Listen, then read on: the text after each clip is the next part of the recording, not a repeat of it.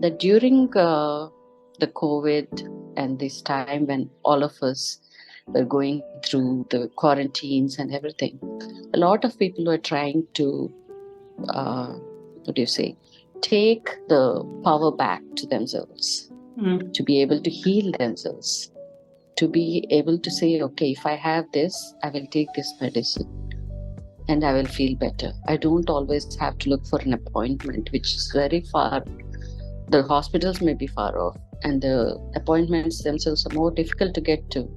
So people prefer more natural medicines now, things that they can take themselves with little guidance from their doctors. That is probably the trend. Hello and welcome to It's a Journey podcast. How are you healing today?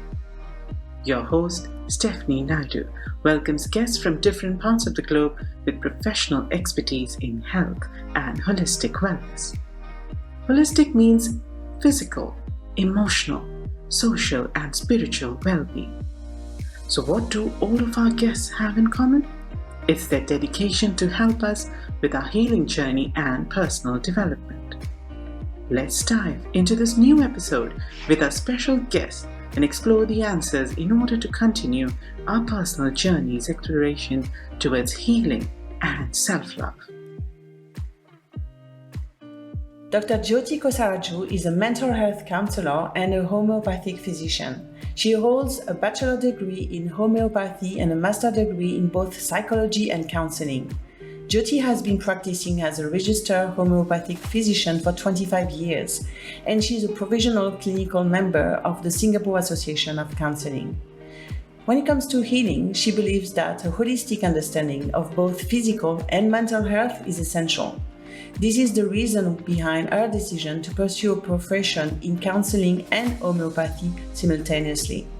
She considers that getting to the psychosomatic origins of the problem or disease is a must, and this is why she's always excited to advocate for and talk about holistic healing.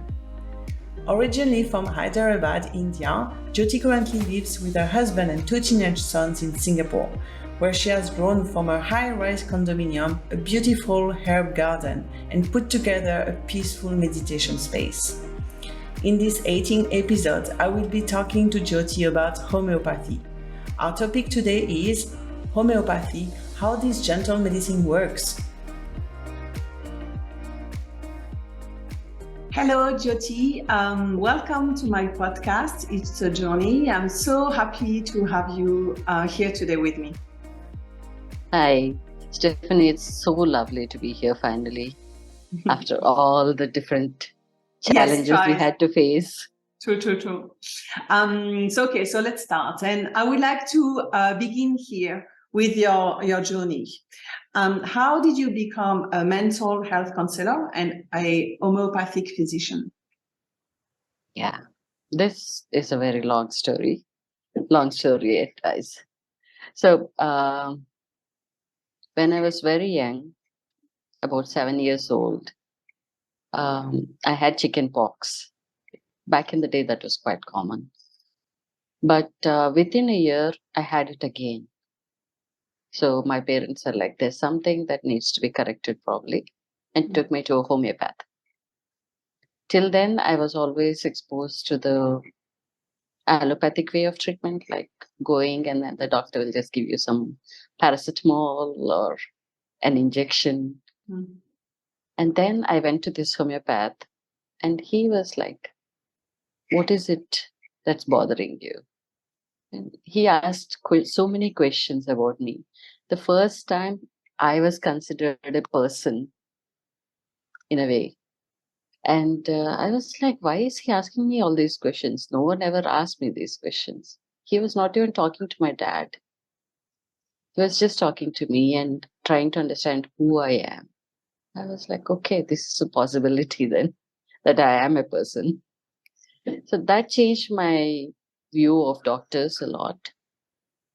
And when it came the time to decide what I wanted to be, I wanted to be a doctor, and especially a homeopathic doctor.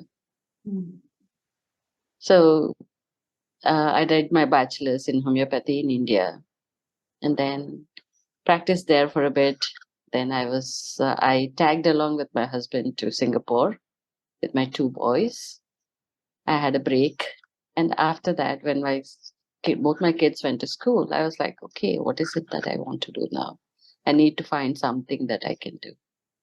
And the calling was always to understand human psychology better. And my understanding was counseling and homeopathy are always in sync, because homeopathy has a lot of mental health focus. When we take a case, we always go and understand the person, what's going on in their life, what's thoughts that are coming out, what are the feelings. So I thought counseling would be a right blend with it. So I can, even before my medicine gets to the patient, I can actually help them understand themselves and figure out things by themselves. So I went and did my master's in counseling from Singapore. And that's how I became a mental health counselor as well as a homeopath. Very nice. I really like that in your story, like something came from childhood, like the special events. Yeah. That's really nice. A great inspiration. Mm-hmm. So let's talk about the homeopathy and the market. How is the place of homeopathy today? And a recent report on global analysis of the homeopathy market growth stated that the market growth in the US was expected to grow by 14.3% from 2020 to 2028. The APAC countries saw a surge in demand during COVID for homeopathic products, while homeopathic clinics in India are sprouted. Why this sudden interest in homeopathy? Homeopathy in India has been there for a long time. I think it's almost as old as everywhere else. The scholars from India who went to Europe to study brought back homeopathy with them. And it has become almost like a alternative system of medicine. In India, it's one of the 3 main alternative systems like Ayurveda, homeopathy, and Unani system, which is directly controlled by the Ministry of Health in India. And I think it's just gaining popularity more and more because there is so much negative side effects when you take the modern, or people are so unhappy with the way they are treated, or rather the limited amount of time that the modern medicine doctors can actually give to you.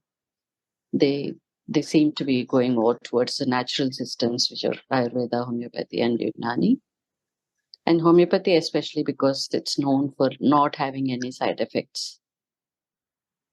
So that's how India-wise, I feel the logic is.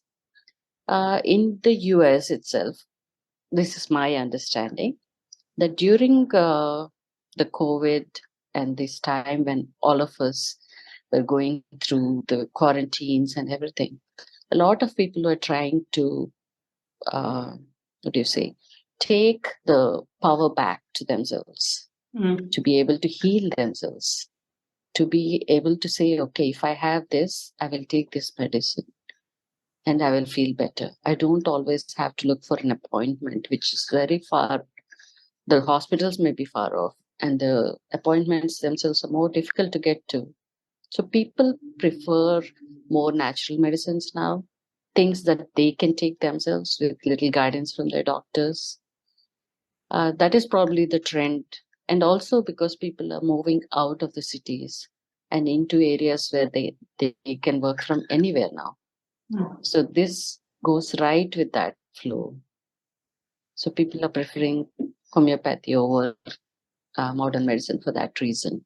That could probably be the reason for the probable increase in homeopathic system. Yeah. I like what you say about like getting the power back, because I think this is true for a lot of other areas in people's life, not only their health, but so many ways they want to get their power back. This is what we see. So when we go back to the origin of homeopathy was developed by a German doctor, Samuel Hahnemann, over 200 years ago. So I grew up in France, where 40% of the French people use homeopathy. However, I found that we are going back to India. So India is the land of homeopathy due to its high number, over 200,000 of currently registered homeopathic doctors, with approximately 12,000 more being added every year. That's a lot. And interestingly, I discovered during the conversation with you that homeopathy use is in a more preventive way instead of curative, like it is in France. So can you please tell us more about that?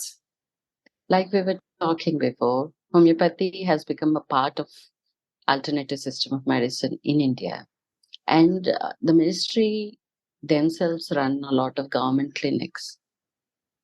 And whenever there's an epidemic, like brain fever epidemic, like in the 80s, I think, there are different systems which are like asked, like homeopathy, Unani, natural systems, are asked what are the other alternative medicines or treatments that you can possibly give to us to prevent or to manage the epidemic. And it turns out that homeopathy worked very well in some epidemics that we had, and that added to the popularity of homeopathy. Because even before you get brain fever, or even for COVID, we had a very popular medicine being distributed as a preventive. So people would take it before they get sick. So that kind of prevented the situation. And as such as well, even other than epidemic, homeopathy focuses on the constitution of the person.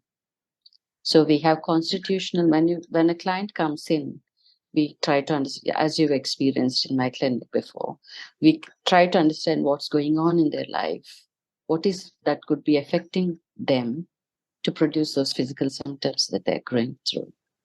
Like right now, I have my cold, but I know that cold is not really because I was exposed to the cold or because I was exposed to 10 different people having cold.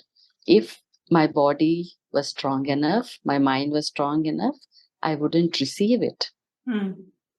But I know that there is something I'm going through which I have to process. That is causing me to attract this virus. The virus is not causing this. I am ready for the virus to come in because of what I am going through. So that is the approach of homeopathy. Homeopathy does not cure anything. We don't claim to cure anything.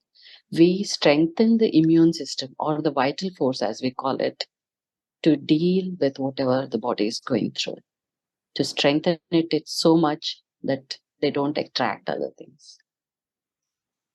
That's how we work. Very interesting. Your approach about like, oh, my body was like ready for the virus. You know, like, it's very interesting. This is very interesting perspective. Very different from what I've heard before and how we see things. So you started to talk a little bit about, okay, what is it to when we have a consultation with homeopathic doctor? And can you give me more details, like what's going on the first time we can go see the homeopathic doctor? How is it, going during this first session? Typically, the first session is about 1.5 to 2 hours. And we go through every single detail of a person's life. Like we start with what is it that that has brought them there, like the presenting symptom. Did you have that before? And when was the last time you had it?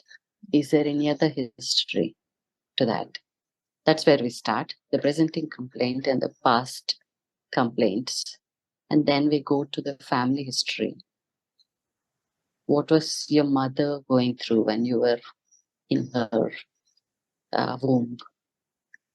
That, and to the extent like, what are your grandparents doing? What's going on with them? The family history. And every single detail of that person's history is taken. And then not just that, we go into details like, what is it you prefer to eat? What brings you joy? with food. Do you like sour food? Do you like sweets? Do you like hot food? Do you like cold food? It's like a thorough understanding of the person on all levels. What makes you angry? How do you react when you're angry? Do you shout? Do you keep it in? Do you go and break a vase or just slam the doors? What is it you do? How do you express yourself? How the feelings come out, or don't they come out? That's a big difference, right? When you express it, that's a different kind of personality. While you keep it in, it brings out as a different symptom, maybe. And you're constantly pushing it down, it comes out in some other physical form. So every single detail, even the mother's preferences when they were pregnant with them, what did they prefer to eat? Sometimes mothers remember those things. Like when I was pregnant with my first child, I wanted to eat only apples. With my second one, I wanted only sour things. These things remain with the mothers. And if you connect it with the generational trauma, while you're in your mother's womb, you're also connected with the grandmother's cells which are in your mother during her pregnancy. Right? So you are connected to your generations and how they have been going through life. What did they face? How did they face it? What were their coping mechanisms? What is it that you still carry? I may react the same way as my dad.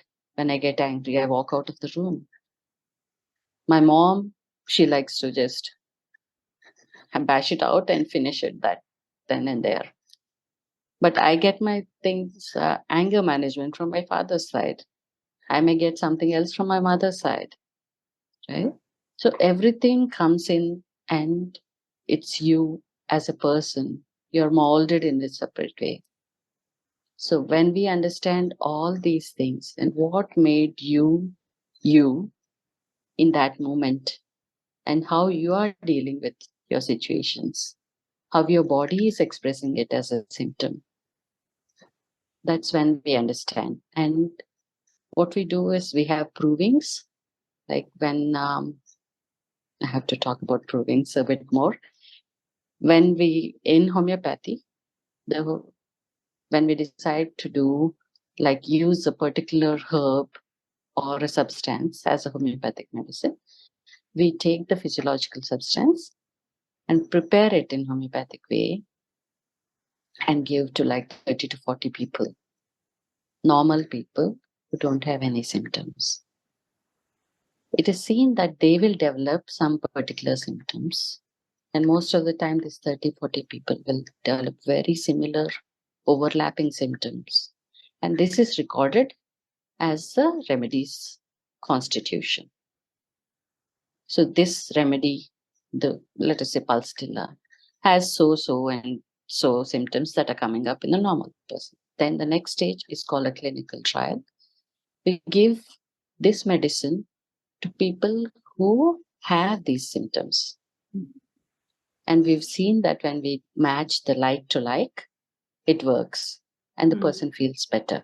The vital force is strengthened to face whatever it is they're facing today. So when we take this whole constitutional case taking, then we match them to the proving of the person, of the materia medica, of the medicine.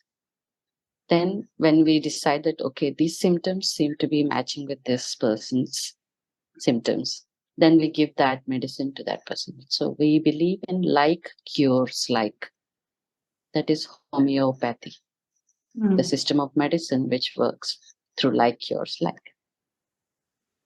So that's how we do.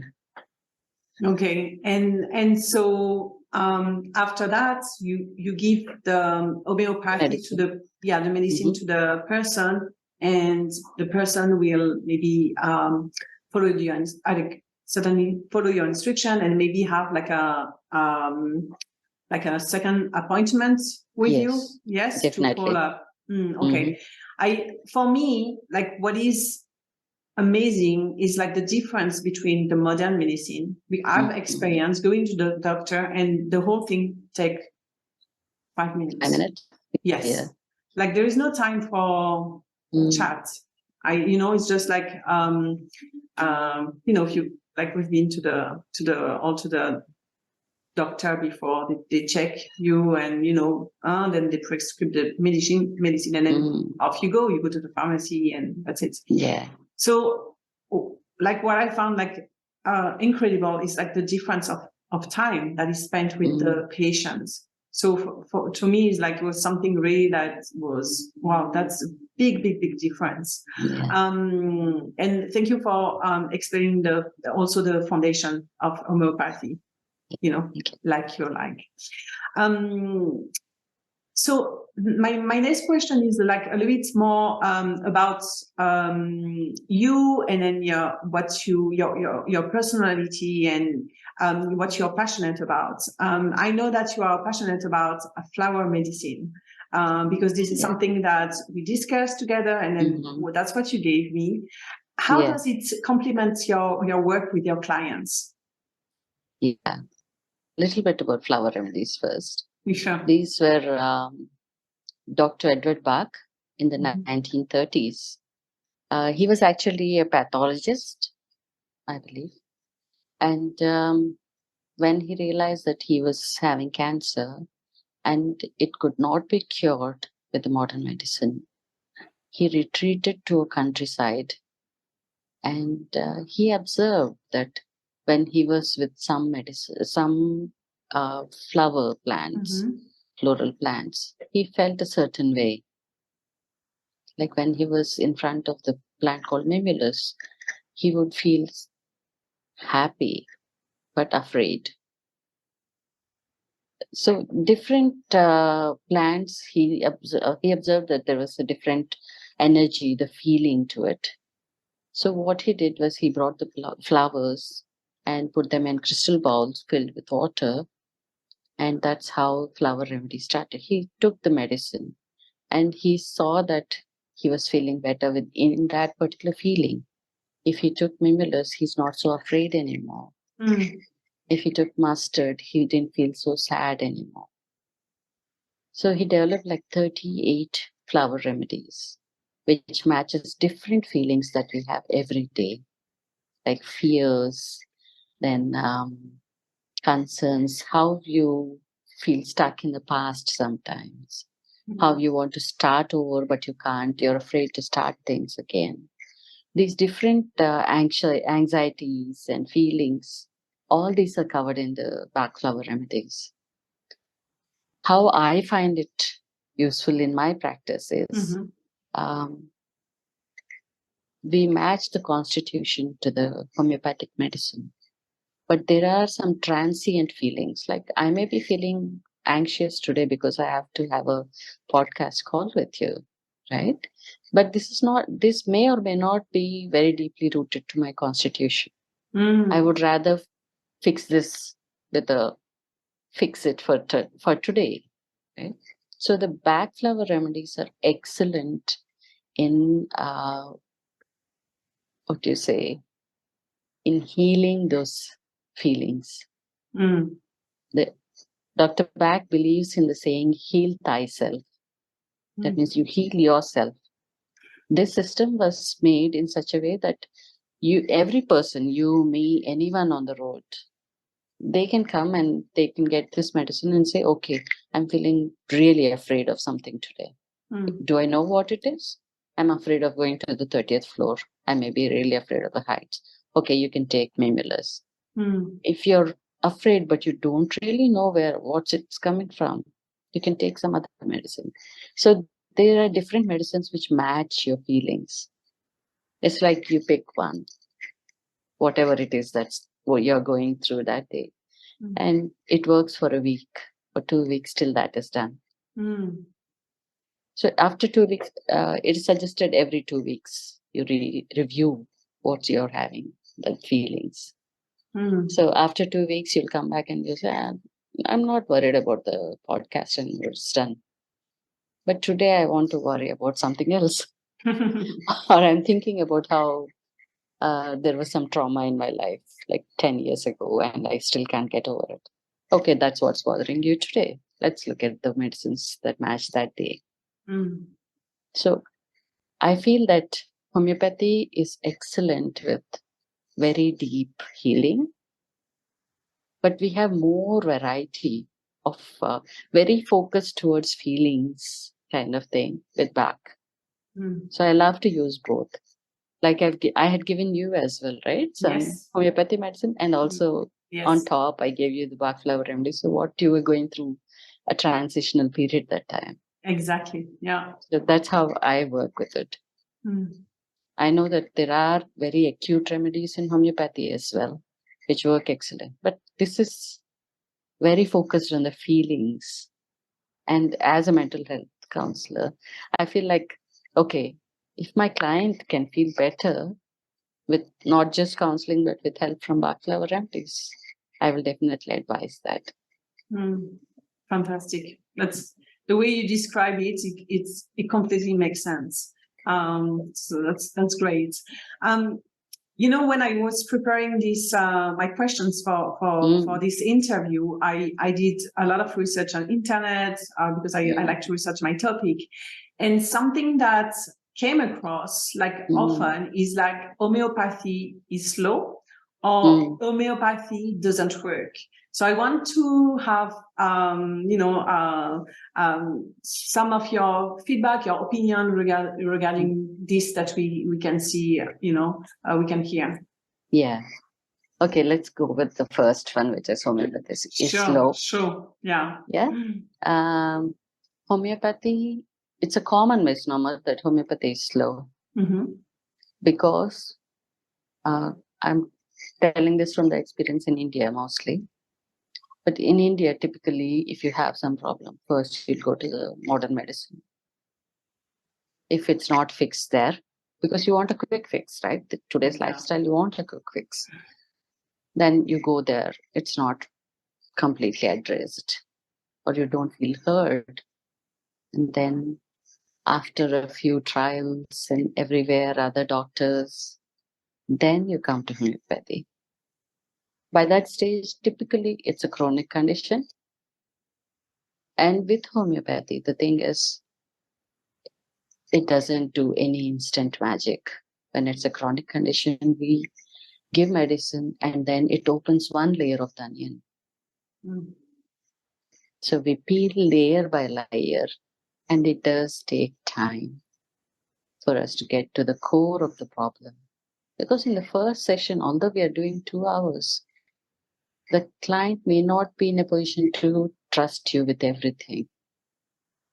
The second session, they will say, okay, I told you this last time, but also this happened, right? So you get the next layer.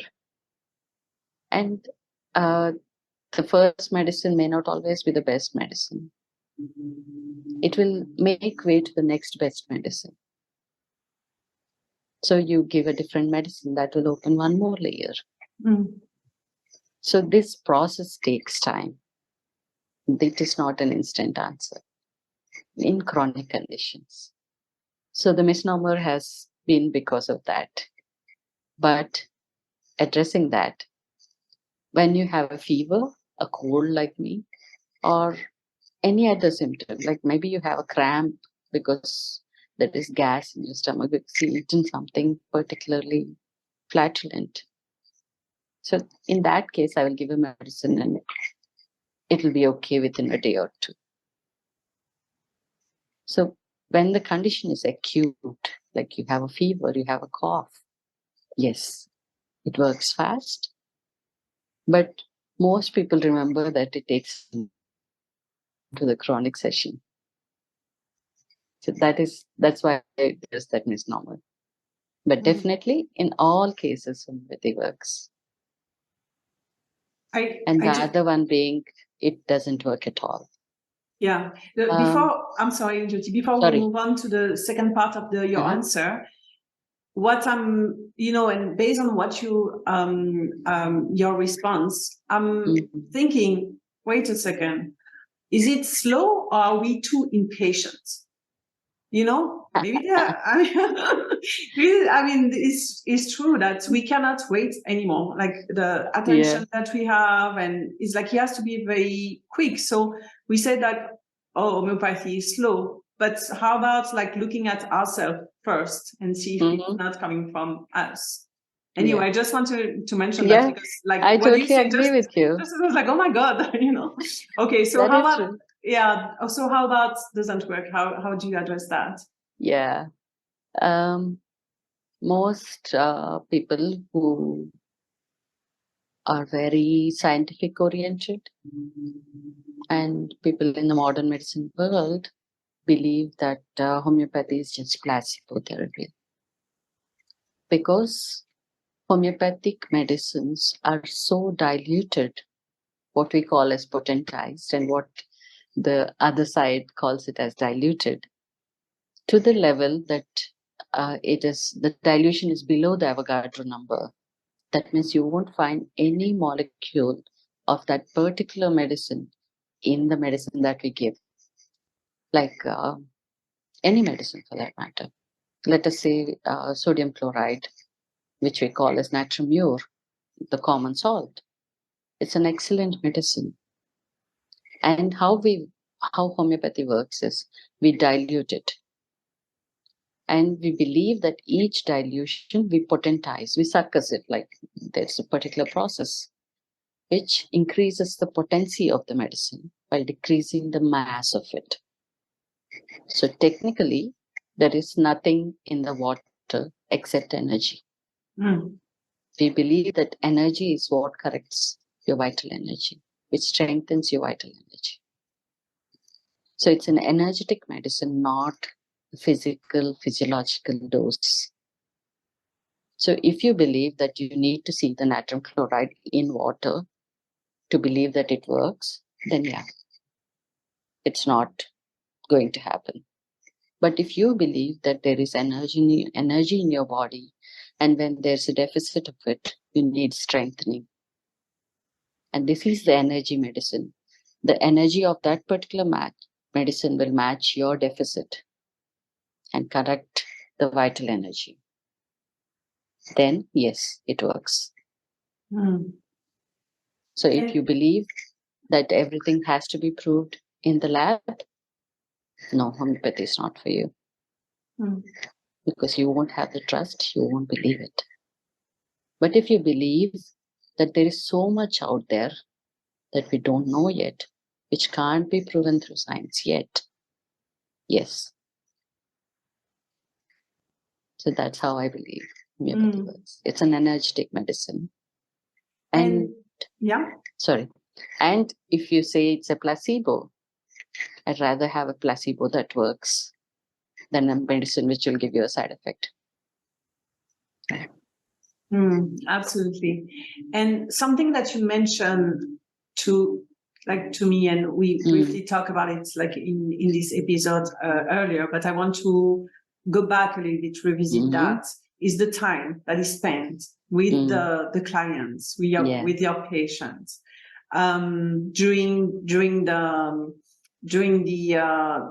your session. Taking. Yes. So tell me, how do you think this is linked to, does it like to the effect of homeopathy? Yeah. Because you told me like something before, so I want to go back to that. Yes, definitely. I understand what you're talking about. I believe that even without medicine, if a person is given time and there is connection between the client and the doctor or counselor, whoever, whichever hat you're wearing, there is a certain energy transfer. I believe that every person who steps into my space is coming to teach me something. And there's an energetic transfer between both of us, right? You give me some energy, I give you some energy. And when that happens, there is healing, even before the medicine starts working. That's why I believe that counseling and homeopathy are to be married. I've noticed in my early years of practice that after spending 1.5 hours with me, they're already feeling better.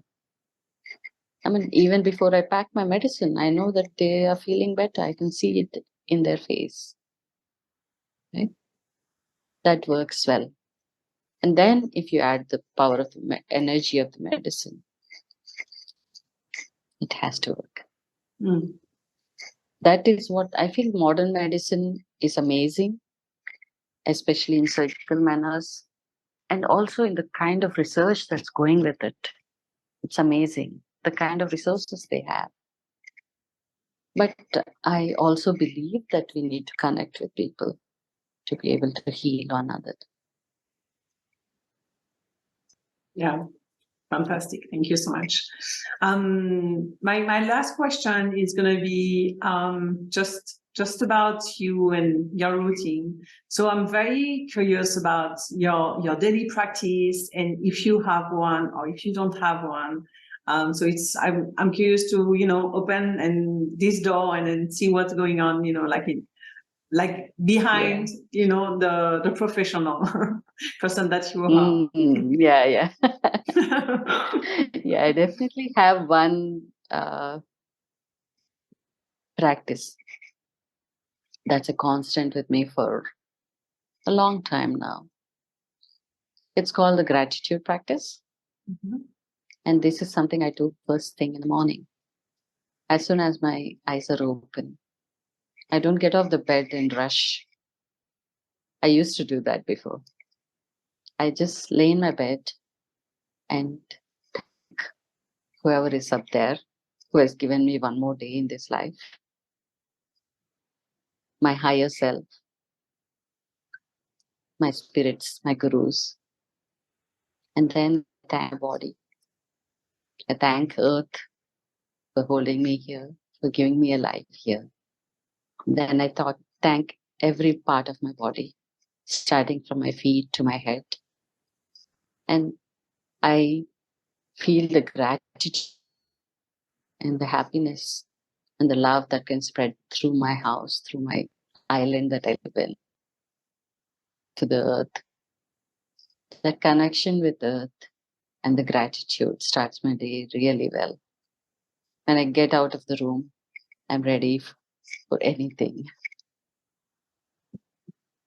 That's one practice I won't stop. Lovely. Jyothi, I have to say that anytime I talk to you, I feel that at the end, I feel like I had just had a meditation.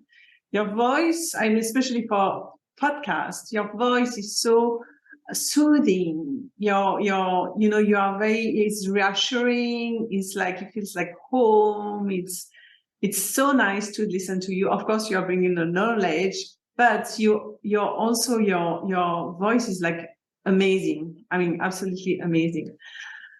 So thank you so much for bringing your voice, your knowledge, your voice to this podcast, to this episode.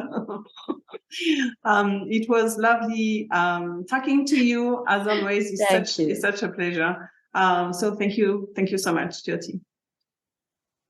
Thank you for having me here and my voice to be given to other people to understand homeopathy better, understand healing better, and healing themselves better. It's always a pleasure to talk with you because I know that you understand what I'm talking about, and you really feel it, that people should learn more themselves and heal themselves better.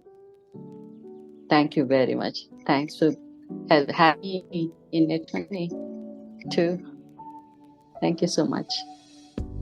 You can learn more about Jyothi on Instagram at The Resonant Homeopath, on LinkedIn at dr-jyothi-kosaraju, and on our website www.resonance-room.com. If you didn't have time to write everything down, or if you have doubts about the spelling, no worries.